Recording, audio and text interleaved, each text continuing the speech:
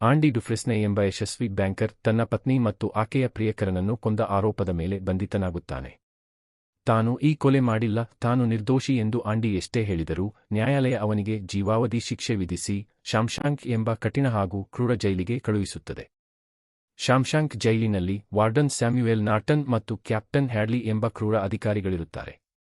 ಆರಂಭದಲ್ಲಿ ಆಂಡಿ ಜೈಲಿನಲ್ಲಿ ಇತರ ಕೈದಿಗಳಿಂದ ಸಿಸ್ಟರ್ಸ್ ದೈಹಿಕವಾಗಿ ಮತ್ತು ಮಾನಸಿಕವಾಗಿ ಬಹಳ ಹಲ್ಲೆಗೊಳಗಾಗುತ್ತಾನೆ.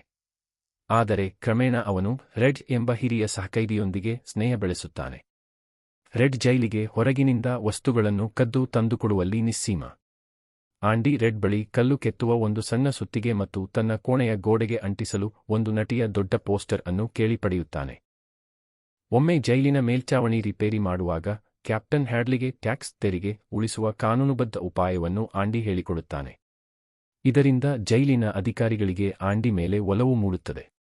ಆಂಡಿಯ ಬ್ಯಾಂಕಿಂಗ್ ಜ್ಞಾನವನ್ನು ಬಳಸಿಕೊಂಡು ವಾರ್ಡನ್ ನಾರ್ಟನ್ ತನ್ನ ಭ್ರಷ್ಟಾಚಾರದ ಕಪ್ಪು ಹಣವನ್ನು ಲೆಕ್ಕದ ಪುಸ್ತಕದಲ್ಲಿ ಬಿಳಿ ಮಾಡಲು ಶುರುಮಾಡುತ್ತಾನೆ.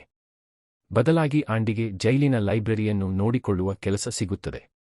ಆಂಡಿ ಆ ಲೈಬ್ರರಿಯನ್ನು ದೊಡ್ಡದಾಗಿ ಬೆಳೆಸುತ್ತಾನೆ ಮತ್ತು ಇತರ ಕೈದಿಗಳಿಗೆ ಓದು ಬರಹ ಕಲಿಸುತ್ತಾನೆ.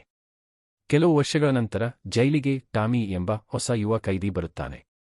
ಆಂಡಿಯ ಹೆಂಡತಿಯನ್ನು ಕೊಂದ ನಿಜವಾದ ಕೊಲೆಗಾರ ಯಾರು ಎಂಬ ಸತ್ಯ ಟಾಮಿಗೆ ತಿಳಿದಿರುತ್ತದೆ. ತನ್ನ ಮೇಲಿನ ಅಪವಾದವನ್ನು ಅಳಿಸಿಹಾಕಲು ಇದೊಂದು ಅವಕಾಶ ಎಂದು ಭಾವಿಸಿದ ಆಂಡಿ ವಾರ್ಡನ್ ನಾರ್ಟನ್ ಬಳಿ ಹೋಗಿ ತನ್ನ ಕೇಸನ್ನು ಮರುಪರಿಶೀಲಿಸಲು ಸಹಾಯ ಕೇಳುತ್ತಾನೆ. ಆದರೆ ಆಂಡಿ ಜೈಲಿನಿಂದ ಹೊರಹೋದರೆ ತನ್ನ ಕಪ್ಪುಹಣದ ಗುಟ್ಟು ರಟ್ಟಾಗುತ್ತದೆ ಎಂದು ಹೆದರಿದ ವಾರ್ಡನ್ ನಾರ್ಟನ್ ಟಾಮಿಯನ್ನು ಗುಂಡಿಕ್ಕಿ ಕೊಲ್ಲಿಸುತ್ತಾನೆ ಮತ್ತು ಆಂಡಿಯನ್ನು ಒಂಟಿ ಕೋಣೆಯಲ್ಲಿ ಕೂಡಿಹಾಕಿ ಚಿತ್ರಹಿಂಸೆ ನೀಡುತ್ತಾನೆ. 20 ವರ್ಷಗಳ ಜೈಲುವಾಸದ ನಂತರ ಒಂದು ದಿನ ಬೆಳಿಗ್ಗೆ ಆಂಡಿ ತನ್ನ ಕೋಣೆಯಲ್ಲಿ ಕಾಣೆಯಾಗುತ್ತಾನೆ. ಅಧಿಕಾರಿಗಳು ಹುಡುಕಿದಾಗ ಆಂಡಿಯ ಕೋಣೆಯ ಗೋಡೆಯ ಮೇಲಿದ್ದ ಆ ದೊಡ್ಡ ಪೋಸ್ಟರ್ ಹಿಂದೊಂದು ದೊಡ್ಡ ರಂಧ್ರವಿರುವುದು ಕಾಣಿಸುತ್ತದೆ.